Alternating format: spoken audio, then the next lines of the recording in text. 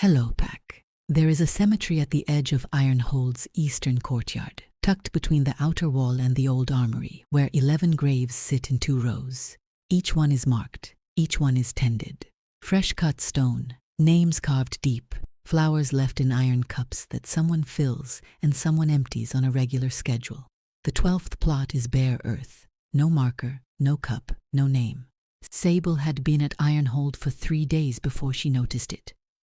She was a bookbinder by trade, restoring the genealogical records of the Greyfall pack for the King's Archive, a commission that should have taken 2 weeks and would likely take 4. She had been minding her own business, keeping her head down, doing the work she had been hired to do. She asked one of the stable boys what the 12th grave was. He went pale and walked away without answering. She filed it away without knowing why. Alpha King Calum of Ironhold had not spoken to her yet. He had seen her. She knew he had, in the way you know when something large and still is watching from a high place. But he had not spoken, had not approached, had not acknowledged her presence in his fortress beyond a single nod the morning she arrived, when the steward introduced her at the gate. She had nodded back and gone to work. She asked who the 12th grave belonged to on the morning of the 4th day, in the hearing of his senior counsel, because she did not know she wasn't supposed to. He rode out alone within the hour. Let's begin. Sable had come to Ironhold the way she came to most commissions, alone by cart with a heavy case of tools and a stack of unfinished genealogies wrapped in oilcloth against the weather.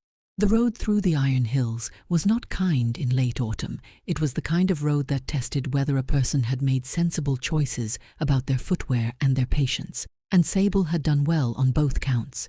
She wore boots with double soles. She had brought a book. The fortress itself appeared out of the grey morning like something that had grown from the hillside rather than been built on it. Iron-grey stone, dark with old damp, towers that did not reach for the sky so much as brace against it. The wolves came first, 2 of them, large and pale, loping alongside the cart from the tree line without sound, keeping pace without threat. The driver did not flinch. Sable did not flinch. She noted the wolves the way she noted the road conditions and the temperature of the air, as information. The gate opened before they reached it. The steward, a compact man named Aldric with the particular economy of movement that came from years of managing a large household, met her in the outer courtyard and introduced her to the king as though the king were a feature of the architecture. Alpha Calum, the bookbinder from the archivist's order. Calum of Ironhold was standing near the far wall with 2 of his senior men, and he looked up from whatever they had been discussing and looked at her. That was all. He looked at her. He was the kind of man who stood like the room had been built around him, which in this case was a courtyard, but the principle held. He was not performing authority. He simply occupied it, the way stone occupied space. He nodded once. Sable nodded back. That was the whole of it. Aldric showed her to the archive room, which was cold and well lit and smelled of old paper and iron, and she unpacked her tools and got to work. The Greyfall genealogies were in worse shape than the commission had suggested.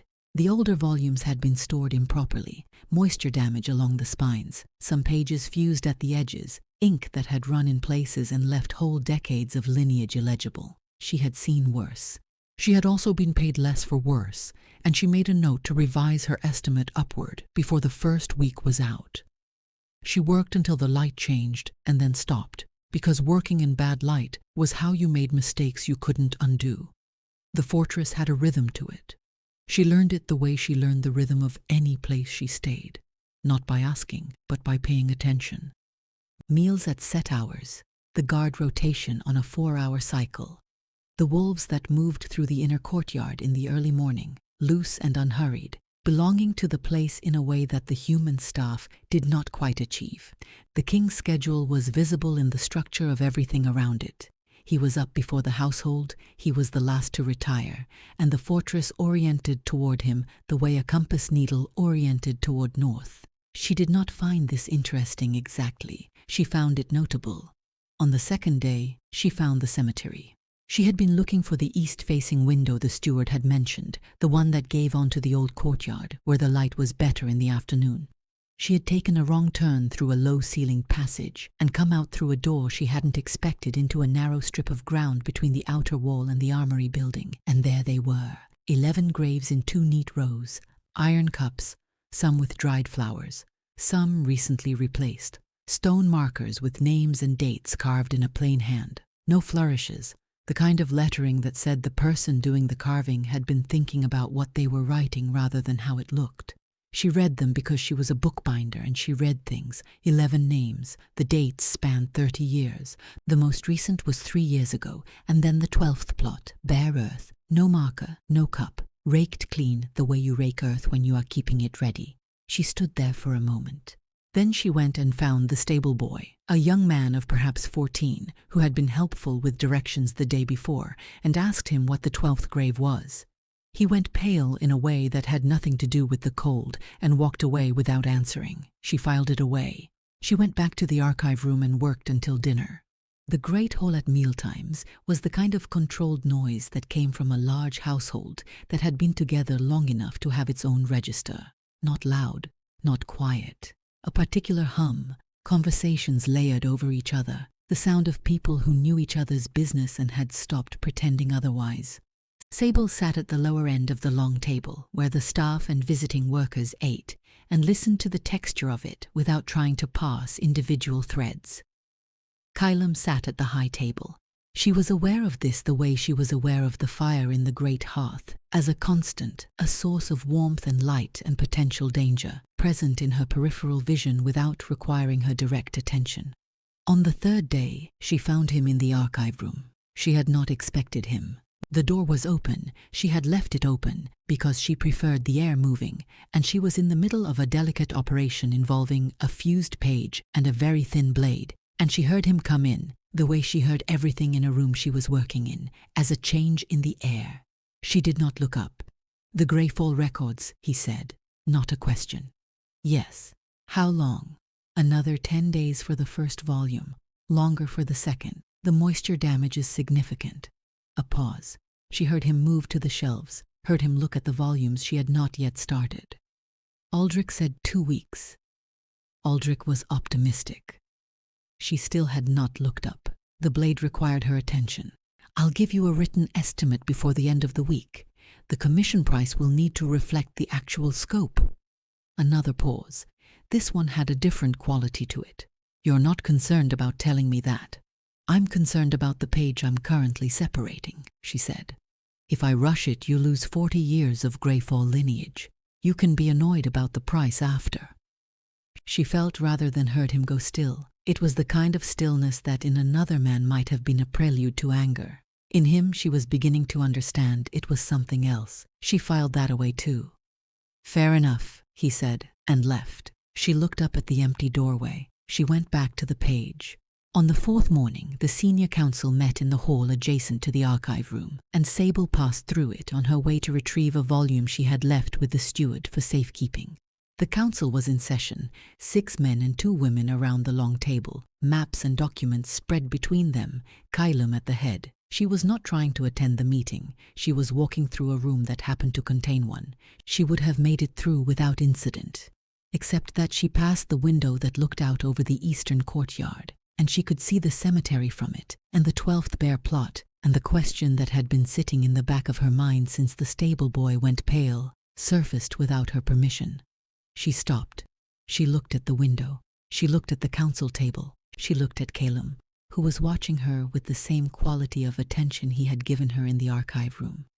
"Who does the 12th grave belong to?" she asked. The room went quiet in the particular way of rooms where everyone knows the answer and no one is going to say it. Kylam's expression did not change. Something shifted behind his eyes. Not much, just a fraction. And then he said, "It's not your concern," in a voice that was flat and final, no explanation offered. "I apologize," she said, because she was not trying to cause trouble. "I wasn't trying to intrude." She took the volume from the steward's hands and left. She heard later that he rode out alone within the hour. She heard this from the kitchen, where one of the cooks mentioned it to another in the tone of someone who had seen it before, and was not surprised, but was not comfortable either. "He rode out alone sometimes," the cook said, "after certain things. He always came back by dark." Sable processed this and went back to the Greyfall records. On the 5th day, the steward came to the archive room in the early afternoon, and stood in the doorway with the particular posture of a man who had been sent to say something he had not chosen to say. "The Alpha requests your presence at the evening meal," Aldric said. At the high table, Sable looked up from the second volume, which she had just opened and which was, if anything, in worse condition than the first. Did he say why? He did not. She looked back at the volume. Tell him yes. She did not own anything appropriate for the high table. She owned what she had brought, which was practical and clean and not ceremonial, and she was not going to apologize for it. She washed her hands with particular care, because the ink from the Greyfall records had a way of settling into the creases of her knuckles, and she went to dinner. The high table was smaller than it looked from the lower end of the hall. There were 8 of them, Calum, 2 council members she recognized from the morning meeting, a woman she had not seen before who had the particular composed bearing of someone who had been raised to occupy high rooms, and 3 others she could not yet place. Sable was seated 2 chairs down from Calum, close enough to be in the conversation, far enough that it was not pointed. She ate. She listened. The conversation was about the eastern border, about a disputed section of the Iron Hills that 2 packs had been arguing over for longer than any of the current generation had been alive. The council members spoke carefully, with the measured cadence of people who had learned to say precise things in rooms where imprecision had consequences. Calum listened more than he spoke. When he did speak, the table adjusted around it, not dramatically, just the way a room adjusts when the fire shifts. The woman with the composed bearing, Sable learned through context that she was Calum's aunt, his father's sister, a woman named Edda who had stayed at Ironhold after the old king's death to serve as something between an advisor and a conscience, said to Sable across the table, "You asked about the graves this morning. It was not a question." "I did," Sable said. "I apologize for the disruption." "You didn't disrupt anything," Edda said. "You asked a question that everyone in this fortress asks eventually. Most of them have the sense to ask someone with less authority than the king." "I wasn't thinking about authority," Sable said. "I was thinking about the grave." Edda looked at her for a long moment. "Yes," she said. "I can see that." Calum, 2 chairs away, was looking at his plate. The meal ended without incident. Sable thanked the steward for the invitation and went back to her room, which was small and cold and had a window that looked out over the inner courtyard. She lay awake for a while, looking at the ceiling, not thinking about anything in particular. On the 6th day, he came to the archive room again. This time, she was expecting it, in the way that you expect weather that you have already seen gathering on the horizon. He came in the late afternoon, when the light through the window was going amber and the room smelled of the beeswax she used on the restored bindings. She was working on a section of the 2nd volume, carefully reattaching a page that had separated cleanly enough to be salvageable. He sat down across the work table from her without asking. She did not comment on this. For a while, neither of them spoke. She worked. He watched her work, or watched the table, or watched something she could not see. The silence was not uncomfortable, which was itself notable. "Her name was Fen," he said. Sable did not look up. She kept her hands steady. "She was my mate." A pause. "She died 3 years ago, border raid on the Eastern Pass, the same dispute the council was discussing at dinner." She set down the bone folder she had been using and looked at him. His face was composed, not empty. She had learned the difference in the days she had been here. Composed the way stone was composed. The weight was all internal. He was looking at the table between them. "The grave is empty," he said. "We never recovered her body. The plot is there because—" He stopped, started again. "Because the pack needed somewhere to put the grief. I couldn't give them a body. I gave them a place." Sable was quiet for a moment. "But you didn't put a marker on it," she said. He looked up at her then. Something in his expression shifted in the way she had been cataloguing. "Not much, just a fraction, just enough." "No," he said. "Because if you put a marker on it, it's finished," she said. It was not a question. He held her gaze for 3 seconds. 4. Then he looked back at the table. "The pack doesn't know that's why," he said. "They think it's because we're still searching." "Are you still searching?" "No. Flat and final. We stopped 2 years ago." She picked up the bone folder again. She did not say anything for a moment. She was thinking about the bare earth and the iron cups on the other 11 graves, and the stable boy who had gone pale. "What happened when you rode out yesterday?" she asked. "I rode to the pass," he said. "I do that sometimes." "To look for her? To remember that I looked?"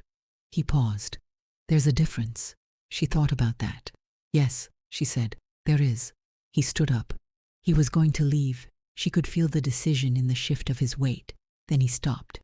"You should have asked someone else," he said. "Not in the council room." "I know that now," she said. "I'm sorry. You're not the first to ask." Something crossed his expression that was almost, not quite, a rueful acknowledgement. "You're the first one I've answered." He left. She sat with that for a long time after the light went. On the 7th day, Edda found her at the cemetery. Sable had gone there in the early morning before the household was fully awake, not for any particular reason she could have articulated. She was standing at the 12th plot, looking at the bare earth, her hands in her coat pockets. Edda came through the same door Sable had found by accident on the 2nd day and walked to stand beside her without preamble. "He told you," Edda said. "Yes. He hasn't told anyone, not in 3 years, not even me. I already knew, because I was there when it happened. He has never spoken Fenn's name to anyone in this fortress since the day we stopped searching." Sable looked at the bare earth. "He's been carrying it alone," Edda said. "The grief, yes, but also the guilt. He was not at the pass when the raid happened. He was here, in council, arguing about the eastern border. She had gone to check the boundary markers herself because he was occupied." A pause. "He has never forgiven himself for being in the wrong place." "He shouldn't have been at the pass," Sable said. "He's the king. He can't be everywhere." "No," Edda said. "He can't. He knows that. Knowing something and forgiving yourself for it are different operations." Sable was quiet. "The bond," Edda said in a different tone. "Careful, deliberate. A mate bond, when it breaks, when your mate dies, it doesn't sever cleanly. It frays. It takes time. And for some, it leaves a space that the body keeps trying to fill, the way a tongue keeps finding the place where a tooth was." Sable looked at her. Edda was looking at the 12th plot. "I'm telling you this because I am old enough to say what younger people won't, and because I have watched my nephew for 3 years, and I know what a man looks like when something has changed in him." She paused. "He came back from the pass yesterday and went directly to the archive room. You weren't there. He stood in the doorway for a moment and then went to his study." Sable said nothing. "I'm not telling you what to do with that information," Edda said. "I'm just making sure you have it." She left the way she had come. Sable stood at the 12th grave for a while longer. The morning was cold and still, the kind of still that happened before the wind decided what it wanted to do. She could hear the wolves in the outer courtyard, moving through their morning routines. She went back inside and worked. The council session on the 8th day was not the quiet kind. Sable heard it from the archive room, voices, not raised exactly, but carrying the particular tension of people who were saying careful things about something they felt strongly about. She kept working. It was not her business. It became her business when Aldric came to the archive room and said, with the expression of a man delivering news he wished he did not have, that the council had requested her presence. She came into the council room to find 6 people arranged around the table with the particular body language of a formal proceeding, and Calum at the head with the stillness she had come to understand was not composure but restraint. The council member who spoke first was a man named Orin. She had learned his name at the high-table dinner, a senior advisor with the smooth voice and careful enunciation of a man who had learned that precision was a weapon. "We understand you've been given access to the archive and the restricted genealogical records," he said. "The Greyfall records," she said. "Yes, that was the commission." "The Greyfall records include lineage documentation that is relevant to the current border dispute," Orin said. "We would like to understand what you found." She looked at Calum. He was looking at the table. "My findings are for the Alpha King," she said. "The commission was from the archivist's order on his behalf. If he wants to share what I found with the council, that's his decision." Orin's expression did not change. "The council has a right to review documentation relevant to pack governance. Then the council should ask the Alpha King," she said. I'm a bookbinder. I restore records. I don't decide who reads them. A pause. Oren looked at Calum. Calum said, "She's correct. The records are mine. I'll present them to the council when the restoration is complete." Oren's voice stayed smooth. "There is also the question of her presence here more broadly. A woman from outside the pack, with access to sensitive historical documents, who has been spending time in private conversation with the Alpha." "She has been doing the work she was commissioned to do," Calum said. "There is talk," Oren said, "among the pack, about the Alpha's attention." The room was very quiet. Sable looked at Oren with the particular quality of attention she gave to damaged pages. Not hostile, not warm, simply precise. "If the pack has concerns about the Alpha's conduct," she said, "I would suggest they raise them with the Alpha. I'm not a political matter. I'm a bookbinder with a commission to complete." Oren looked at her for a moment. "You are either very confident or very naive." "I'm neither," she said. "I'm busy. Is there anything else?" Calum made a sound that was not quite a cough and not quite anything else. Oren let it go. She was dismissed. She went back to the archive room and sat down at the work table and looked at the second Greyfall volume for a moment without seeing it. Then she picked up her tools and went back to work. He came that evening. Not to the archive room. She was done for the day. Back in her own room, sitting on the narrow bed with a candle and the notes she kept on each volume's condition. A knock at the door, 3 times, the particular rhythm of someone who was not accustomed to knocking and was doing it deliberately. She opened the door. He was in the corridor, not in his formal council wear, but in the simpler clothes he wore when he was moving through the fortress on his own, and he looked like a man who had been sitting with something for several hours and had decided to stop sitting with it. "Oren overstepped," he said. "He was doing his job," she said. "Imperfectly, but his job. He was trying to move you out." "I know." She leaned against the doorframe. "Is he going to succeed?" "No." Flat and final. She looked at him for a moment. "Why not?" He was quiet. He looked at the wall beside her door, then back at her, and something in his face was doing the thing it had done in the archive room, shifting, fractions of movement, the controlled man's composure finding its edges. "Because I don't want you to go," he said. It was the kind of sentence that, once said, changed the acoustic of the corridor. She held it for a moment. "That's honest. I've been trying to be." A pause. I don't know what this is. I want to be clear about that. I'm not asking you for anything. I'm explaining why Oren won't succeed." "All right," she said. "All right," he repeated, as though the word had surprised him. She straightened. "The second volume is going to take another 8 days at least. I'll have the written estimate ready by tomorrow morning." Something crossed his face that was close enough to an almost smile that she filed it under that category. "Good night, Sable." "Good night," she said, and closed the door. She stood on the other side of it for a moment. Then she went back to her notes. On the 9th day, she asked Edda about the bond. Not directly. She was not in the habit of asking directly for things she could approach from the side, but she had been thinking about what Edda had said at the cemetery, about the space a mate bond left when it frayed, and she wanted to understand the mechanics of it. They were in the kitchen, which was where Edda spent her mornings, apparently, in the particular way of people who had decided that the heart of a household was more interesting than its formal rooms. Sable had come for tea and found her there, and they had been talking about the genealogies, and then about the pack's history, and then Sable said, "When a mate bond frays, the way you described, can it form again with someone else?" Edda was quiet for a moment. "The old records say yes," she said.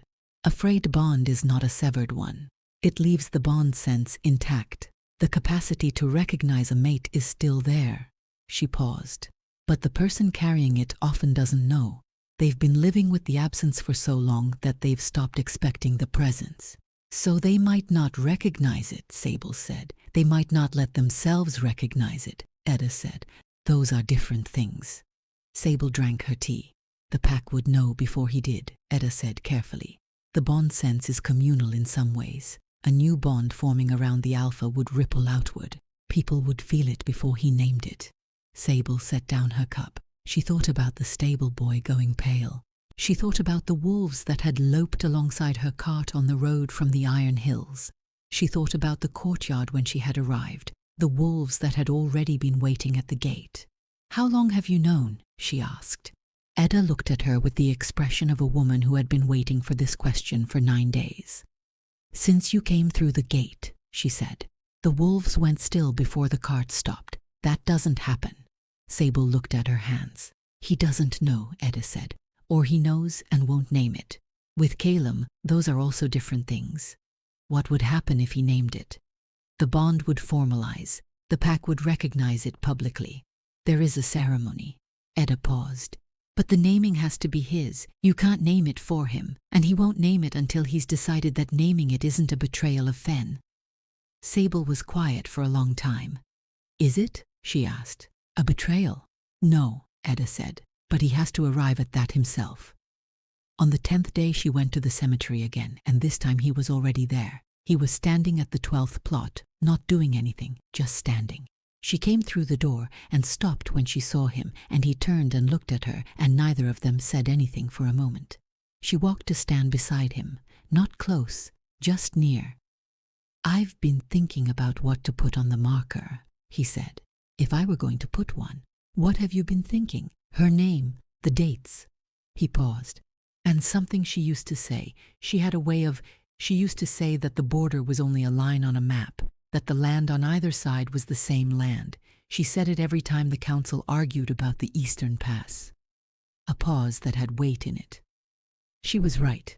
We're still arguing about the same stretch of ground 3 years after she died for it." Sable looked at the bare earth. "Put it on the marker," she said. He looked at her. The line she said, "Put it on the marker." She paused. Not because it finishes it, because it means something. Because she meant something. You can keep riding to the pass, and it can still be finished. He was quiet for a long time. Long enough that the wind moved through the space between them, and the morning light shifted on the stones. "I don't know how to do both of those things at the same time," he said. "You've been doing the grief," she said. "You've been doing the guilt. You haven't been doing the remembering. Those are different." He looked at her with the full quality of his attention, which was the kind of attention that made you feel that the room had narrowed to the two of you, which in this case was a cemetery between the outer wall and the armory. But the principle held. "You're very direct," he said. "I'm a bookbinder," she said. "I spend my days looking at what's damaged and deciding what can be saved. It makes you straightforward about the condition of things." Something in his face moved, more than a fraction this time. "What's your assessment," he said, "of my condition?" She looked at him for a moment. "Significant damage," she said, "but salvageable. The structure is sound." He made a sound that was, definitively, an almost laugh. It was the first one she had heard from him, and she filed it in a new category entirely. They stood at the 12th grave for a while longer, not talking, and it was the kind of quiet that didn't need filling. On the 11th day, Oren came to the archive room. Not in his council capacity. He came alone, without the formal proceeding posture, and he stood in the doorway with the expression of a man making a different kind of calculation than the one he had made in the council room. "You're not leaving," he said. "I have 6 more days of work at minimum," she said. "I don't mean the commission." He looked at her with the careful assessment of a man who had spent his career reading rooms. "The Alpha hasn't looked at anyone in 3 years. He looked at you within a day of your arrival, and he has not stopped." Sable kept working. "I'm not your enemy," Oren said. "I want to be clear about that. My concern is the pack. A bond that isn't named creates instability. The pack feels it but can't act on it. It's like..." He paused, searching for the word. "Like a frequency no one can quite hear. It makes people restless." "I'm aware," she said. He was quiet for a moment. "Are you?" "The wolves came alongside my cart on the road. The gate was open before we reached it. The stable boy went pale when I asked about the grave." She set down her tool. "I'm a bookbinder from the archivist's order. I know what a bond recognition looks like in the historical record. I've been reading about it for a week in the Greyfall genealogies, which contain 3 documented cases. She paused. I know what this is. Orin looked at her for a long moment. Then you know it needs to be named. I know that, she said. And I know I can't name it. No, he said. You can't. He paused. But you could make it easier for him to. She looked at him. He goes to the past to remember, Orin said. He has never gone with anyone. He has never let anyone come with him. He paused. Ask to go. She held that for a moment. That's your advice, she said. Ask the Alpha King if I can accompany him to the place where his mate died. Yes, Orin said. You realize that's not a small thing to ask. No, he said. It isn't. A pause. But I think you're the only person in this fortress who could ask it and have him say yes. He left. She sat with it for the rest of the day. On the 12th morning, she found him in the outer courtyard before the household was up, saddling his horse. She had her coat and her boots and nothing else. He looked at her. I'd like to come, she said. He was quiet for a long moment. The horse moved under his hands and he steadied it without looking away from her. It's not an easy ride, he said. I know. Another pause. He looked at her with the full quality of his attention. All right, he said. They rode to the eastern pass in the early morning, through the Iron Hills, on a road that was exactly as ungenerous as it had been on her way in. The landscape was the kind of beautiful that didn't ask for your approval. Grey stone and dark pine, and the particular quality of autumn light that made everything look like it was being seen for the last time. He rode ahead on the narrow sections and waited for her at the wider ones, and they did not talk much. But the silence between them had the quality it had had at the cemetery. Not empty, just unhurried. The pass was a gap in the ridge, not dramatic, just a place where the hills opened and you could see the eastern territory spreading out below, brown and grey and enormous. There was a small cairn at the near side, stones stacked by hand, no inscription, but clearly deliberate. He dismounted and stood at the cairn. She dismounted and stood a few feet back, giving him the space of it. He stood there for a while. She watched the eastern territory and let him have the quiet. She built this cairn, he said finally. The summer before. She was up here checking the boundary markers, and she built it because she said the pass needed a center, somewhere the eye could land. He paused. I've never moved it. No, Sable said. You wouldn't. He turned and looked at her. The wind was moving through the pass, cold and direct, and his expression had the quality she had last seen at the cemetery. Open, in the way that things are open when the weight has been carried long enough that setting it down becomes possible. I don't know how to start again, he said. I know how to hold still. I've been holding still for 3 years. I don't know what comes after. You start by going somewhere with someone, she said. You start by answering a question you've never answered before. He was quiet. You start by not riding out alone, she said. He looked at her for a long time, at the cairn, at the eastern territory below. The wind moved between them. She could feel the pull of it, not metaphorically, not as a literary device, but as something in the body, a particular gravity, the kind that the Greyfall genealogies described in language that was 300 years old and still precise. Fen would have asked you 100 questions by now, he said. She collected people the way you collect information. She would have wanted to know everything about the archivist's order and how you learned the trade and why you travel alone. Sable looked at him. What would you have thought about that? I would have watched, he said. I would have been glad she found someone interesting. A pause. I'm watching now. She held that.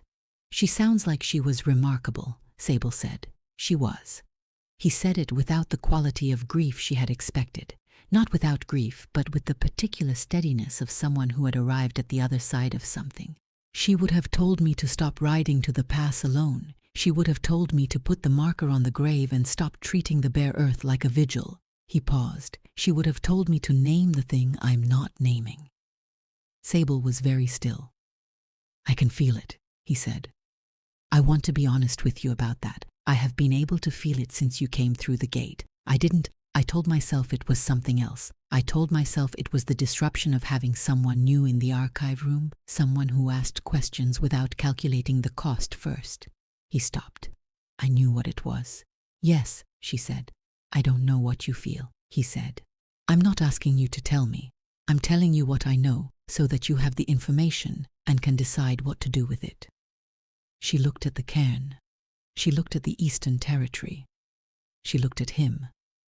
I feel it, she said. I felt it since the gate. I know what it is. I've been waiting for you to catch up. Something in his face moved, not a fraction this time, not the controlled small shifts she had been cataloging. Something that was the whole of it, briefly visible, the way a fire is briefly visible when a door opens onto a dark room. I don't know what I'm asking you, he said. I want to be clear about that too. I'm not asking you to stay because of the bond. I'm asking you to stay because I want you here. Those are different things, and I want you to know the difference. I know the difference, she said. Then I'm asking you to stay, he said. The wind moved through the pass. Below them, the Eastern Territory spread out in the morning light, brown and grey and enormous, the same land on both sides of the line. Ask me again, she said, when you've put the marker on the grave. He looked at her for a moment. Then he nodded once, the same way he had nodded when she arrived at the gate, but with something entirely different behind it. They rode back to Ironhold. On the 13th day, the stonemason came. Sable heard the sound of carving from the eastern courtyard in the mid-morning, a steady rhythmic sound, the particular quality of iron on stone. She did not go to look. She worked on the second Greyfall volume, which was beginning to yield to her, the pages separating cleanly now that she had the measure of the damage. She heard the carving stop in the early afternoon. He came to the archive room an hour later. He sat down across the work table from her without asking, which she had stopped noting as unusual. It's done, he said. She looked up. I used her words, he said. The border is only a line on a map. The land on either side is the same land. He paused. And her name, and the dates. Good, she said. I stood at it for a while, he said. It felt. He stopped. It felt like something that had been holding its breath for 3 years, finally exhaled. She nodded. I want to ask you to stay, he said. I want to ask you properly. She set down her tool. She looked at him. The commission ends when the second volume is finished, she said. I have 6 days left, possibly 5. I know. After that, I have a commission in the northern reaches, a set of lineage documents for the Snowhold Pack. It's a 4-week job. I know, he said. Aldric told me. She looked at him for a moment. Then you know that staying isn't simple. No, he said, it isn't. A pause. I'm not asking you to give up the commission. I'm asking you to come back when it's done. He paused. And I'm asking whether, when you come back, you would consider naming the bond, formally, before the pack. She held his gaze. You understand what that means, she said. Yes. You've thought about it. For 12 days, he said. She was quiet for a moment. The archive room was warm with afternoon light, the smell of beeswax and old paper. The second Greyfall volume opened between them. She thought about the 12th grave with the new marker on it. She thought about the cairn at the eastern pass. She thought about the wolves that had loped alongside her cart on the road from the Iron Hills, and the gate that had been opened before she arrived. Yes, she said. He let out a breath. It was the first time she had seen him do that, let something go visibly, without composing himself around it. Yes, he said. I'll finish the commission in the northern reaches, she said. I'll come back in 5 weeks. I'll have the ceremony prepared, he said. Don't have it prepared, she said. Have it ready. Those are different things. The almost smile again, fuller this time. Yes, he said. They are. She went back to the Greyfall records. He stayed for a while, not talking, and the silence between them had the quality it had had at the pass. Unhurried, full, the kind that didn't need filling. He left before the light changed. She worked until it was too dark to see. The ceremony happened on the morning of the 23rd day of her commission, which was the 3rd day after she returned from the northern reaches, which had taken 6 weeks instead of 4, because the Snowhold records were in worse condition than the Greyfall ones, and she was beginning to wonder if every pack in the territory had simply neglected their archives for a generation. She had come back through the Iron Hills on the same road by cart, with the same leather case of tools and a new stack of completed volumes wrapped in oilcloth. The wolves came alongside the cart from the tree line in the same place they had the first time. The gate was open before she reached it. Aldric met her in the outer courtyard. Calum was standing near the far wall. He walked to her cart before the steward could say anything, which was not the kind of thing Alpha Kings typically did, and which the courtyard noticed. She climbed down from the cart and he was there, and he said, "You came back," which was not a question but had the quality of one. "I said I would," she said. "Yes," he said. "You did." The ceremony was the next morning in the great hall, which had been arranged for it, not elaborately, not with the kind of ceremony that was performance, but with the particular deliberate simplicity of a ritual that meant something. The pack was present, the full household, the council, the wolves at the edges of the room. Edda was in the front row with the expression of a woman who had been waiting for this for a specific number of days and was not going to pretend otherwise. Calum stood at the center of the hall. Sable stood across from him. He spoke in the old form, which she had read about in the Greyfall genealogies and which she now understood from the inside. He named her. He named the bond. He named it in his own voice, not through the pack's recognition, not through the weight of the wolves' stillness, but in clear words, in a room full of witnesses, which was the particular courage of a man who had been holding still for 3 years and had decided to move. The pack responded the way packs responded to a naming, a collective shift, a settling, the particular quality of a frequency that had been just below hearing suddenly resolving into sound. Several of the wolves bowed their heads. The stable boy who was standing near the back let out a breath that was audible in the quiet. She said her part. She named him back. After, in the courtyard, with the ceremony behind them and the morning ahead, Edda came to her and said, "He went to the grave this morning before the ceremony." "I know," Sable said. "I went with him." Edda looked at her. "Good," she said.